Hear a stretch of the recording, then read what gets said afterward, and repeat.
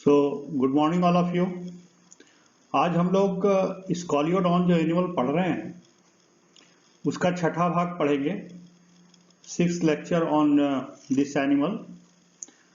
और आज के लेक्चर में भी हम लोग जो ब्लड वेस्कुलर सिस्टम या जो रक्त परिवहन तंत्र जो पिछले 2 लेक्चर से पढ़ रहे हैं उसी को कंटिन्यू करेंगे। आज हम लोग पढ़ेंगे धमनी तंत्र यानी आर्टेरियल सिस्टम। हमने ब्लड का कंपोजिशन देख लिया, हार्ट क्या होता है देख लिया, और इन दोनों चीज़ों के बाद आज हम लोग इसकी जो धमनियों का वितरण पूरे शरीर में कैसे होता है, धमनियाँ रक्त को किस प्रकार से शरीर के अलग अलग अंगों में, अलग अलग भागों में परिसंचरित करती है, हम इसका अध्ययन करेंगे। तो let us see first that what is arterial system. धमनी तंत्र क्या है? धमनी तंत्र यानी कि धमनियों का तंत्र। आपको पता है कि हृदय से जो नलिकाएं निकलती हैं खून लेकर के और शरीर के अलग अलग भागों में वितरित करती हैं, उनको हम धमनी या आर्टरी कहते हैं।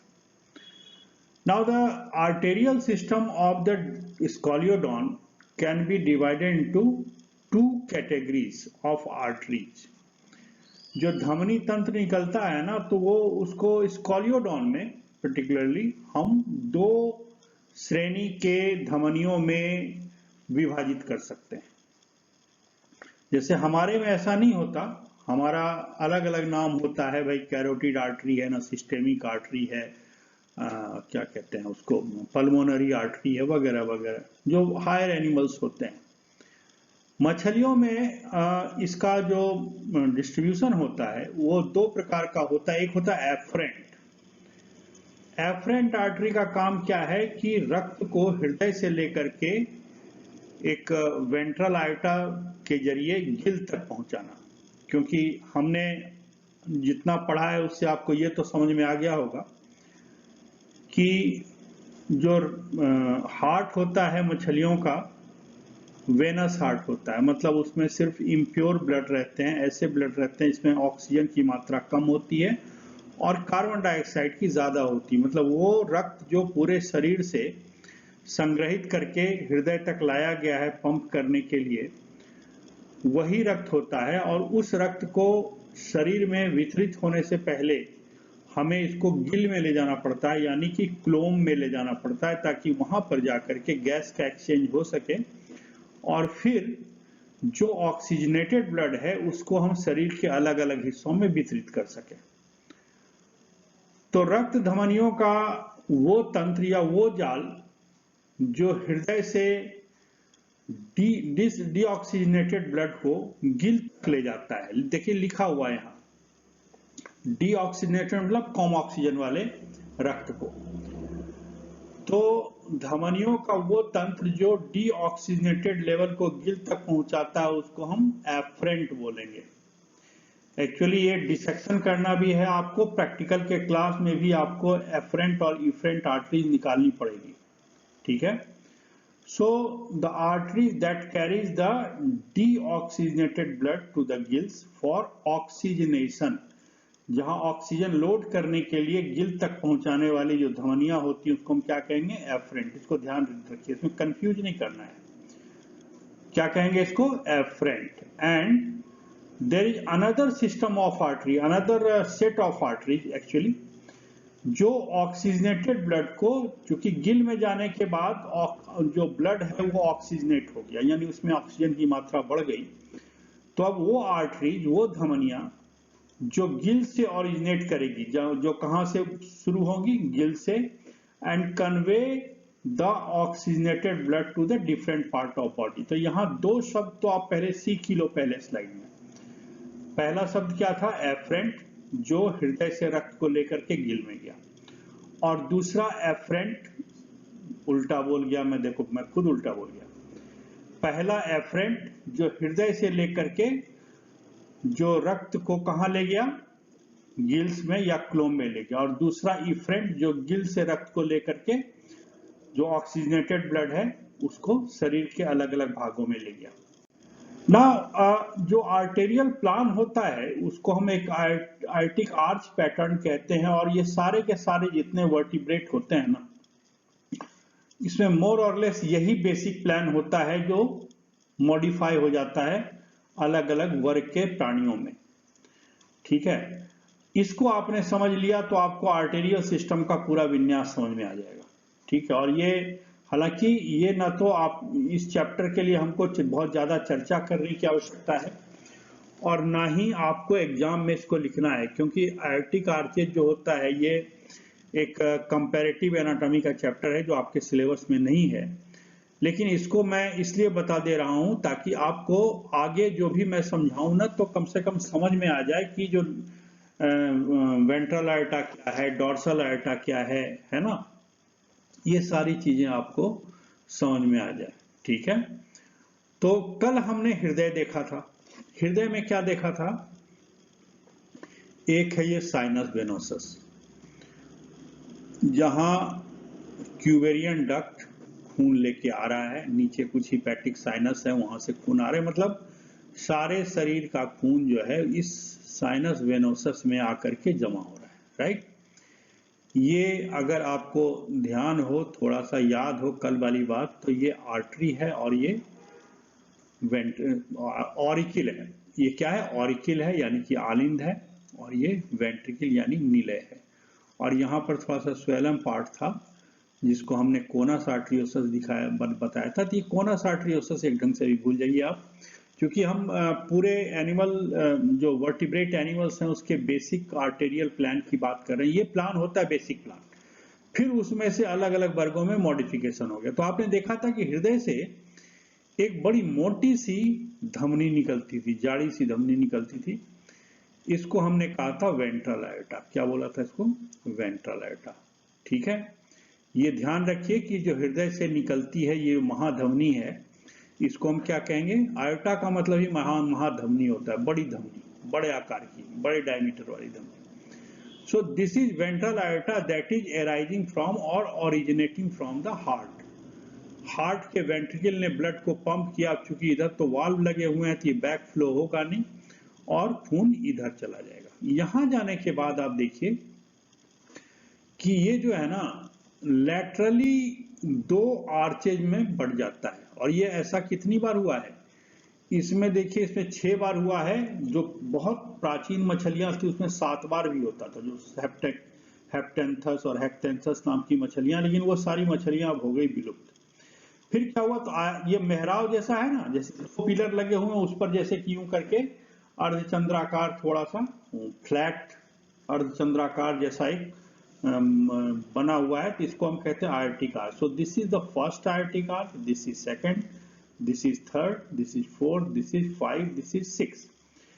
फिर ये आर्टिक आर्च के बीच बीच में क्या है कि यहाँ पर जो मैं बना रहा हूं, देखिए ध्यान से, यहाँ पर क्या हुआ है? गिल बने हुए हैं, या गिल छिद्र हैं, इसके दोनों तरफ गिल्स हैं, यानी कि जो आर्टिक आर्च जो जा रहा है। तो अब ये जो वेंट्रल आर्टा से निकला ना, अब इसको हम कहेंगे एफरेंट। अब ध्यान दीजिए, हृदय से निकला, कहां गया? वेंट्रल आर्टा में। वेंट्रल आर्टा में जाने के बाद लैटरली, मतलब दोनों तरफ ये साइड में निकलेगा, और फिर ये ऊपर की तरफ उठ जाएगा यूं करके, जैसे 2 कर्व्ड पिलर जो हैं फर्श से निकल रहे हैं और छत तक जा रहे हैं, कुछ ऐसी कंडीशन है ना। ये आर्टिक आर्च है। सो पहला आर्टिक आर्च ये है, लेकिन ये अकेला नहीं, ये पेयर में है। तो ये पहले, ये इसका पेयर है, देख लीजिए।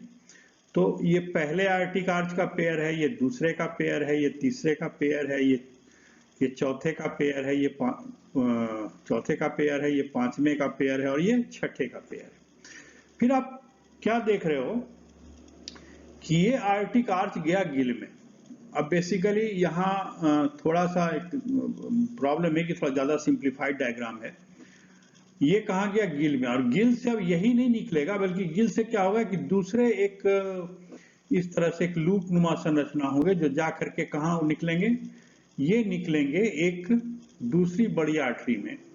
और ये आर्टरी, चूंकि आपने देखा कि जो गिल है वो शरीर के लेटरल साइड में होता है, पार्श्व में होता है, तो आप यूं मानिए कि हृदय के बीचों बीच गया और वेंट्रल आयोटा गया, और वेंट्रल आयोटा में क्या होता है, साइड से 6 ब्रांच निकले, निकलने के साथ ये ऊपर चले गए। ऊपर चले गए मतलब ऊपर जाकर के क्या हुआ कि जो लेफ्ट वाला था उसने लेफ्ट साइड के एक महाधमनी को बड़ी सी धमनी को ज्वाइन कर लिया, और इसने राइट साइड वाले धमनी को ज्वाइन कर दिया। एनिमल जो है उसका सिर इधर है ना, सिर इधर है, और इसका जो पोस्टीरियर एंड है, पीछे वाला भाग है, इधर है। तो ये देखिए एक धमनी में ये सारा मर्ज हो गया, लेफ्ट साइड के जितने आर्च है वो इस धमनी में मर्ज हुए, और जो राइट साइड वाले थे वो इस धमनी में मर्ज हो गया। फिर ये दोनों कहलाते हैं पेयर्ड डॉर्सल आयोटा, यानी कि ये वेंट्रल साइड में है, शरीर के उदर भाग की तरफ है, मतलब अधरीय भाग में है, और ये शरीर के पृष्ठीय भाग में, जो पीठ की तरफ, ये पेट की तरफ है और ये पीठ की तरफ है।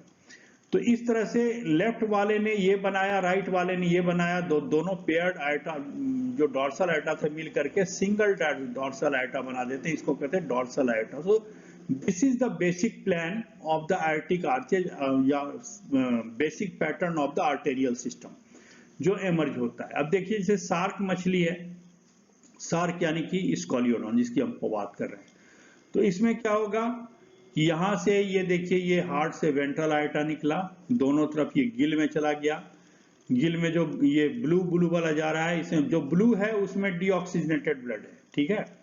फिर ये जाकर के यहाँ गिल पर गया, और गिल से फिर ये कलेक्ट हुआ। कलेक्ट से क्या हुआ, एक लेटरल आयोटा इधर, दूसरा लेटरल आयोटा इधर, और दोनों जो लेटरल डॉर्सल आयोटा है ये दोनों मिल करके एक कॉमन डॉर्सल आयोटा या डॉर्सल आयोटा बना देंगे। तो यहाँ कितने दिख रहे हैं आपको, यहाँ पर 1 2 3 4 5 6 में से एक विलुप्त हो गया, समझिए स्कॉलियोडॉन में एक नहीं पाया जाता, तो 5 ही हैं। तो 5 जो यहां से निकले ना, ये 5 जो इस ब्लू वाले से जो 5 निकल रहे हैं ना, ब्लू कलर के, ये हैं एफरेंट। और फिर जो लाल वाला जो गिल से निकल रहा है और गिल से निकल करके फिर डॉर्सल आइटम मिल रहा है, ये है इफ्रेंट। यानी गिल में जो ले जा रहा है वो एफरेंट, और गिल से जो लेके बाहर जा रहा है उसको इफ्रेंट कहेंगे। जो टीलियोस्ट मछलियां हैं उसमें क्या हुआ कि ये तो खैर स्कॉलियोडॉन में भी विलुप्त हो गया था, ये टीलियोस यानी बोनी मछलियों में 4 ही पेयर होंगे जो ब्रैंकियल या एफरेंट और इफ्रेंट आर्टरी है, ठीक है। फिर लंग फिश में थोड़ा कॉम्प्लिकेटेड होता है, इसको मैं क्योंकि यहाँ पे लंग्स भी है और यहाँ पर गिल से भी श्वसन हो रहा है। यहाँ ब्लू वाला जो है उसमें हार्ट का आधा पार्ट देखिए ब्लू वाला है, इसमें डीऑक्सीजनेटेड ब्लड है, और रेड वाले में ऑक्सीजनेटेड ब्लड है जो लंग से आ रहा है, और यहाँ पर कुछ लंग्स में जा रहा है और कुछ गिल में जा रहा है। लेकिन यहाँ भी देखिए कितने आर्टिक आर्चेज, 1 2 3 बल्कि हमने 4 5। एम्फीबियन में क्या होगा कि पहला गायब हो जाएगा, दूसरा गायब हो जाएगा, तीसरा वाला रहेगा, और तीसरा वाला चूंकि इसको गिल में जाने की जरूरत नहीं है, एम्फीबियन जो है वो लंग से सांस लेते हैं, ये क्या करेगा, ये हेड में चला जाएगा, इसको हम एक्सटर्नल कैरोटिड कहेंगे, इसको हम इंटरनल कैरोटिड कहेंगे। ये इंटरनल कैरोटिड आर्टरी है जो सिर वाले भाग में जा रहा है, एक्सटर्नल कैरोटिड आर्टरी ये भी सिर वाले भाग में जा रहा है। फिर जो तीसरा है ना, तीसरा ऊपर नहीं जा रहा है, तीसरा क्या हो रहा है, ये घूम जाता है और लूप बना करके क्या होता है, ये तो वेंट्रल आयोटा था, ये this was the ventral iota है ना, ये है वेंट्रल आयोटा, और ये जो है तीसरा वाला जो आर्च था वो लूप बना करके उसने सिस्टेमिक आर्च बना दिया, ये डॉर्सल आयोटा बन गया। तो इसमें 3 ही बचे, और छठा, 5वां भी गायब हो गया।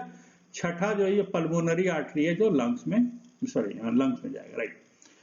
फिर रेप्टाइल में जाएंगे तो उसमें क्या होता है, एक तरफ का सिस्टम, ये क्या कहते हैं, इसमें भी है, इसमें 2 सिस्टमिक है, एक में डीऑक्सीजनेटेड जाता है, दूसरे में ऑक्सीजन यू करके जाता है।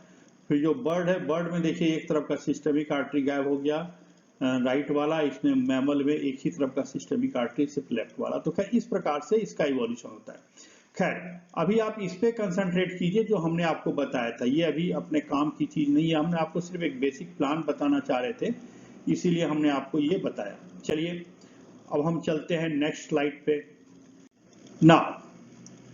अब देखिए ध्यान से, यहां पे आप क्या देख रहे हो, ये इसका हार्ट है ना, जहां मैं रेड कलर से मार्क कर रहा हूं, ये क्या है? हार्ट है, ये पेरिकार्डियम है ना।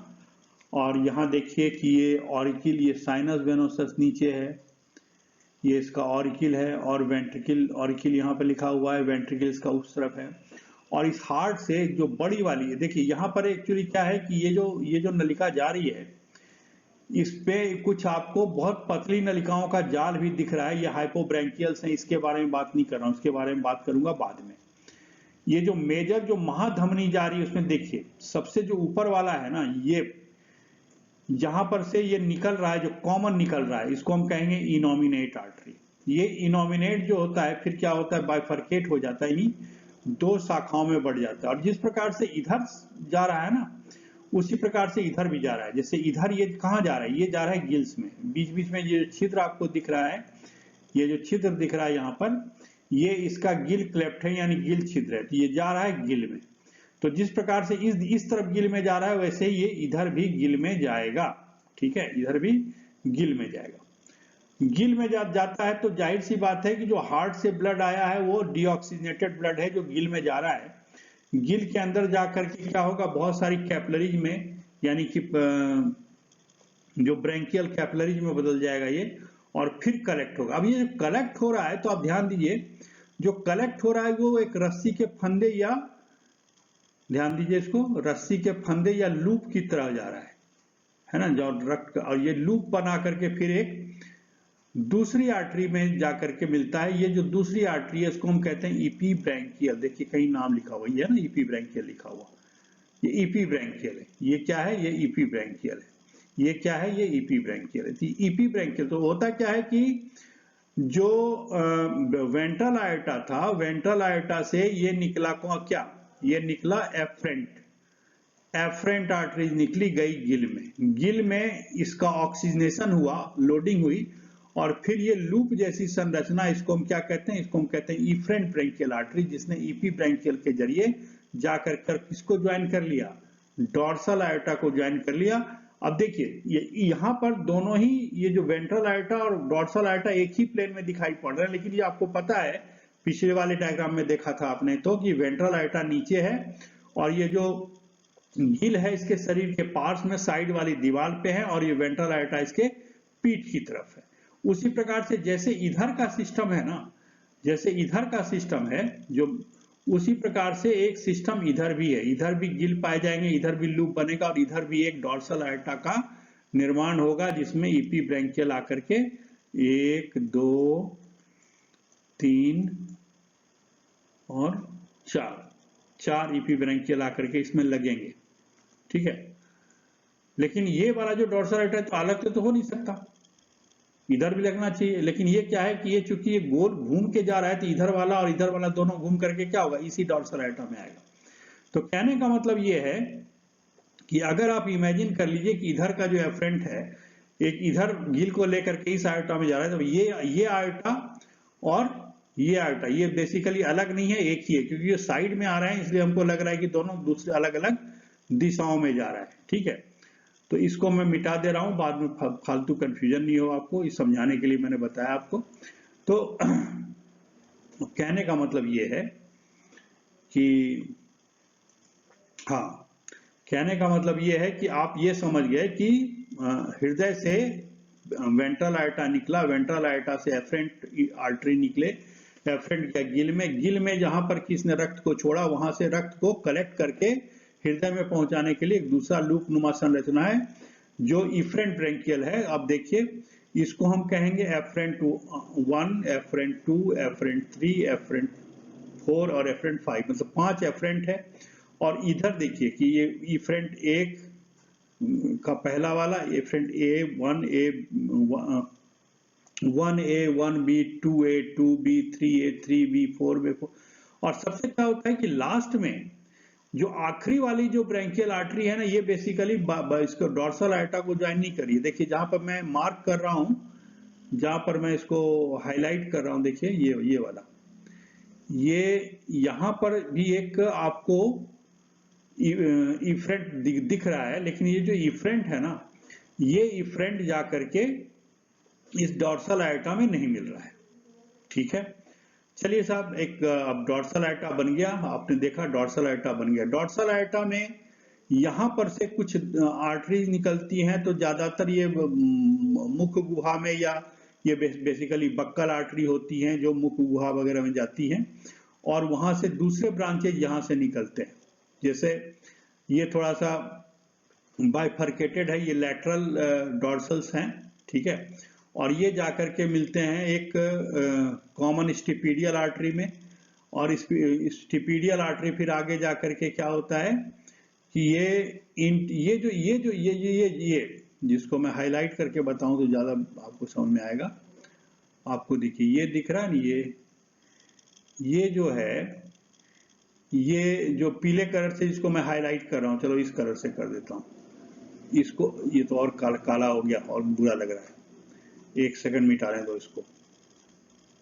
हाँ, ये लेता हूं, देखो ये इसका इंटरनल कैरोटिड है, ठीक है, दिखा आपको इंटरनल कैरोटिड, ये इसका इंटरनल कैरोटिड है। और इंटरनल कैरोटिड जा करके क्या करता है कि इसमें मिल रहा है, ये इंटरनल कैरोटिड है। इंटरनल कैरोटिड कहीं लिखा होगा, देखो ये है ना, इंटरनल कैरोटिड लिखा हुआ है, ये किसको बता रहा है, इसको बता रहा है। इंटरनल कैरोटिड जाकर के जिसमें मिलता है, इसको हम कहते हैं सेरेब्रल आर्टरी। क्या बोलते हैं इसको, देखिए क्या लिखा हुआ है, सेरेब्रल आर्टरी। सेरेब्रल आर्टरी फिर जाकर के ये एंटीरियर सेरेब्रल जो है, ये आंखों में चला जाएगा, है ना, वो ऑप्टिक कहलाएगा। उसी प्रकार से अब थोड़ी देर के लिए पहले इधर चलते हैं। हालांकि मुझे इस स्लाइड में सिर्फ आपको एफरेंट ही बताना था, लेकिन चूंकि ये डायग्राम यहाँ पर है तो मैंने बता दिया। तो खैर, क्या लिखा हुआ है एनीवे, वेंट्रल आर्टा जो होता है वेंट्रल साइड में फेरिंग्स यानी कि जो भोजन नलिका होती है फेरिंग्स, उसके वेंट्रल में होती है। और ये हायर्ड आर्च हमने बताया था आपको कि जो पहला ब्रैंकियल आर्च होता है उससे पहले एक आर्च था जिसका नाम था हायर्ड आर्च। तो हायर्ड आर्च के पोस्टीरियर पार्ट तक जाता है, ये दो ब्रांच में डिवाइड होता है। यहाँ पर जैसे मैंने आपको बताया था कि ये वाला ब्रांच जिसको हमने क्या था कहा था इनोमिनेट, जिससे कि दो ब्रांच निकले, ये बात लिखा हुआ है। थर्ड, फोर्थ और फिफ्थ जो है ये आर्टरी, तो ये पहला दो तो ये हो गया, फिर तीसरा, चौथा और पांचवा, ये दोनों वेंट्रल आर्टा से निकल करके ये कहां चले जाते हैं, गिल्स में, इंडिपेंडेंट, ठीक है। देखते हैं कि इफ्रेंट के बारे में क्या लिखा हुआ है। हमने देखा ये तो आपको एफरेंट दिख रहा है, और ये जो मैंने पहले ही बता दिया कि ये लूप नुमा संरचना है, फंदे नुमा संरचना, ये क्या है, इफ्रेंट है। तो efferent arteries breaks into the capillary. Efferent जो इधर से आया वो क्या हुआ, गिल में जाकर के बहुत सारी कैपिलरी में टूट गया, ये हम बता चुके आपके। और वहां से इफ्रेंट ब्रैंकियल जो है उसको कलेक्ट करता है। तो उसमें कुल मिला के 9 पेयर होते हैं, 1 2 ये 3 ये 4 ये 5 ये 6 एक 7 एक 8 और ये लास्ट वाला ये है ना। तो 9 पेयर इफ्रेंट आर्टरी होते हैं। पहला 8 आर्टरी जो होता है 4 कंप्लीट लूप में होता है, जैसा आपको दिखाई पड़ रहा है। पहले गिल नौमा जो है वो डेमी ब्रांच जो होता है गिल का, मैंने रेस्पिरेटरी सिस्टम में आपको बताया था, वहां से वहां से ब्लड कलेक्ट करता है। उसके बाद इन दोनों के बीच में देखिए यहाँ पर जो लूप बने हुए हैं, यहाँ पर ये देखिए, यहाँ ये लूप बने हुए हैं ना, लूप के बीच में क्या है, कुछ कनेक्टिव आपको दिख रहा है, इसको कनेक्टिव लॉन्गिट्यूडनल कमीसर है। और यहां से यहाँ लॉन्गिट्यूडनल कनेक्टिव्स हैं बने हुए। और यहां से एक चीज और देखिए कि यहां से इसके सिर्फ यही नहीं कनेक्ट हो रहा है, बल्कि इधर भी कुछ एक शाखाएं जा रही हैं। और ये जैसे मैंने कहा कि ये जो बीच का जाल है इसको हम हाइपोब्रैंकियल सिस्टम कहते हैं, इसकी बात वैसे हम बाद में करेंगे, लेकिन इससे कुछ ब्रांचेज हाइपोब्रैंकियल में भी जा रहे हैं। फिर जो एंटीरियर आर्टरी में हमने आपको पहले ही बता दिया कि देखिए, सबसे पहले आप इसको देखिए कि जो पहला वाला इफ्रेंट था उससे एक ये ब्रांच निकल रहा है जिसको हम कहते हैं एफरेंट स्पाइरेकुलर आर्टरी। ये वाला जो निकल रहा है ये एक्सटर्नल कैरोटिड है, ठीक है। फिर जो यहाँ से जो एफरेंट स्पायरेकुलर आर्टरी था, ये आगे जा करके स्पायरेकुलर इपीब्रेंकियल बनाता है और जा करके कहाँ जुड़ गया, ये सेरेब्रल मैंने आपको बता रखा है पहले, सेरेब्रल है, ब्रांच है।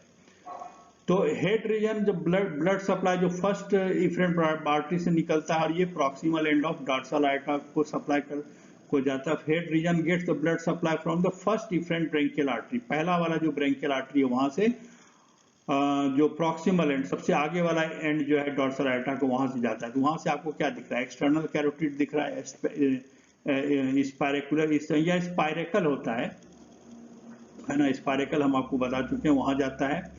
फिर हायोडियन इपीब्रेंकियल, अब देखिए हायोडियन इपीब्रेंकियल ये वाला है, ये हायोडियन एक ब्रांच ये है, दूसरा ब्रांच ये है, तीसरा ब्रांच ये है।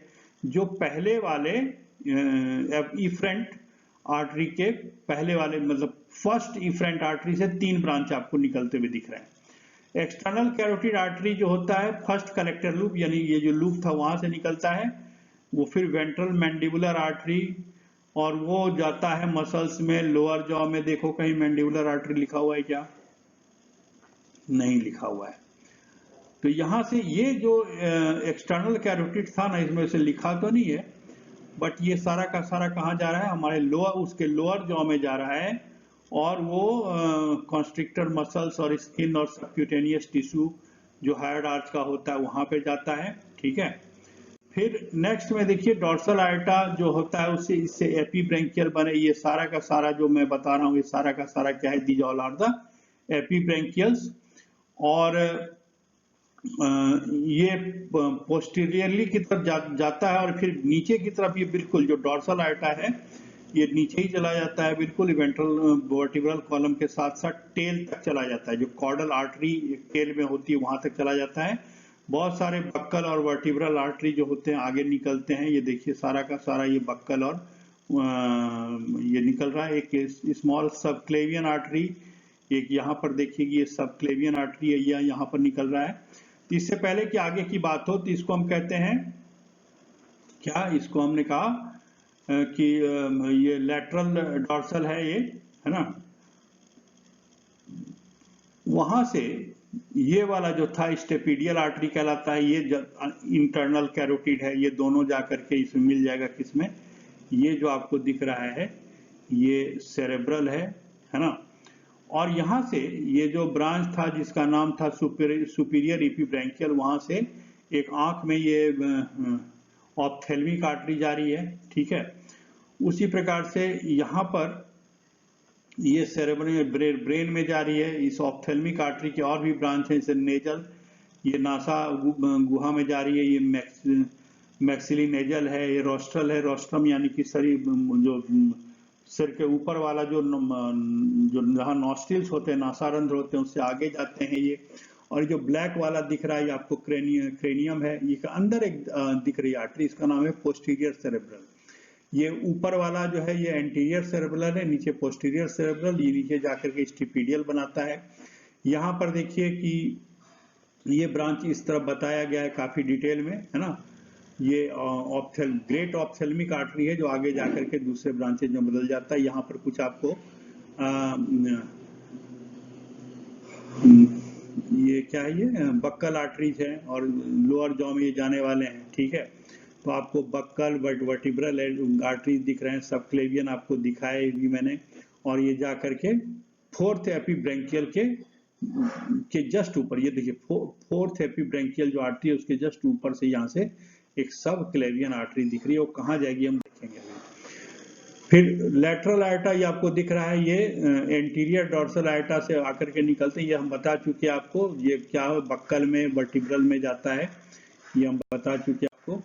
फिर सब क्लेवियन आर्टरी देखिए ये निकला है ना। ये एक्चुअली तो जा रहा है इसके श्रोणी मेखला में, है ना, या पेक्टोरल फिन में,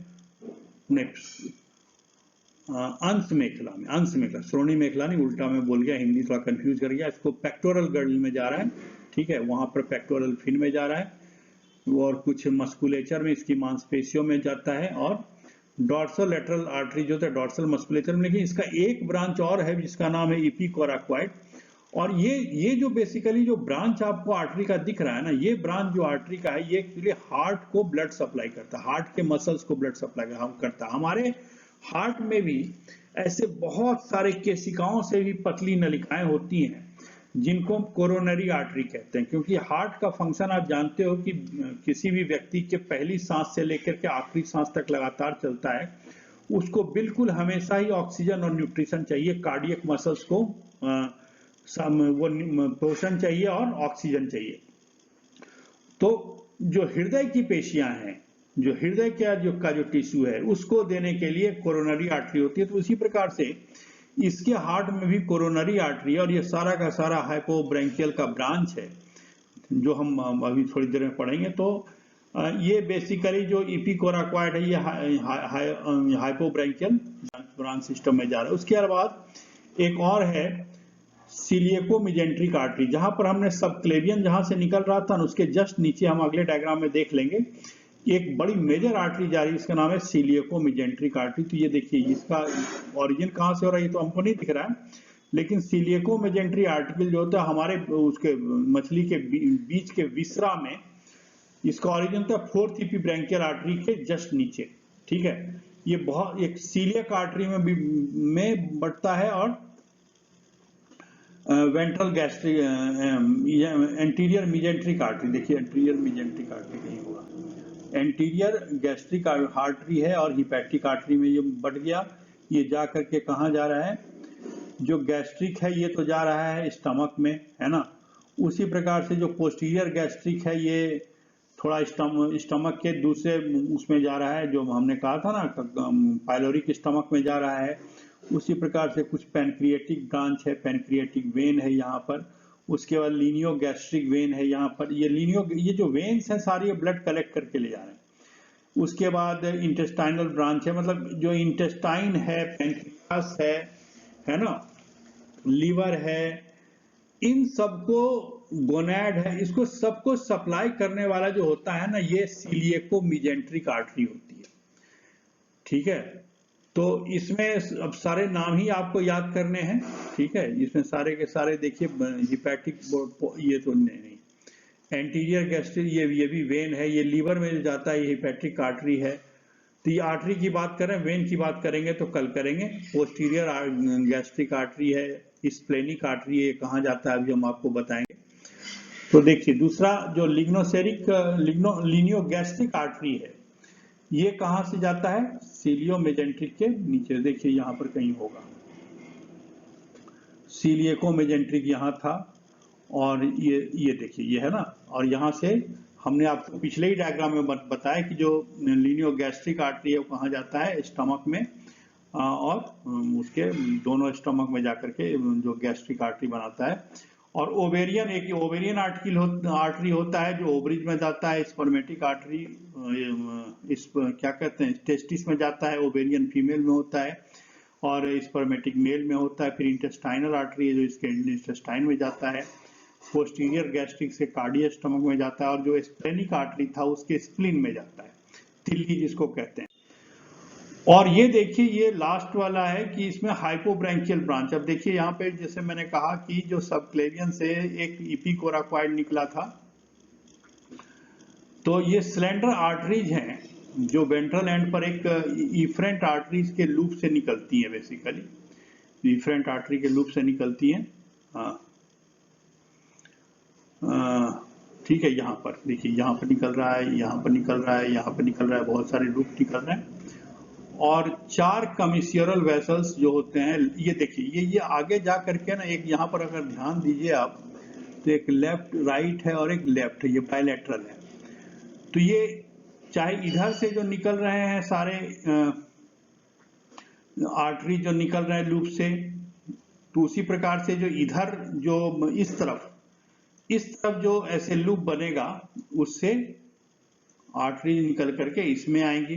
ठीक है, और ये सारे के सारे जो है इसको वेंट्रल आर्टरी पर जाके यूनाइट करते हैं और फिर जाके यूनाइट करके ये मीडियन आर्टरी है ना, मीडियन हाइपोब्रैंकियलिस में ज्वाइन करते हैं। पोस्टीरियर पीछे की तरफ हाइपोब्रैंकियलिस है, मीडियम कोराक्वाइड आर्टरी में जाके मिलता है। यहाँ देखिए ये कोरोनरी आर्टरी है जो निकल रही है, ये कोराकोइड आर्टरी यहाँ पर है, और पेरिकार्डियल होता है आर्टरी। ये सारा का सारा जो ये आर्टेरियल सिस्टम है, ये हार्ट को और जो वेंट्रल आर्टरी का है उसको रक्त सप्लाई करने का काम करता है। मतलब इतनी जो महाधमनी है उसकी दीवारों को भी रक्त आपूर्ति की आवश्यकता पड़ती है, तो वहाँ ये काम आता है। तो उसके साथ ही हम आज का चैप्टर खत्म करते हैं। कल हम इसका वेनस सिस्टम या शिरा तंत्र पढ़ेंगे। Thank you very much.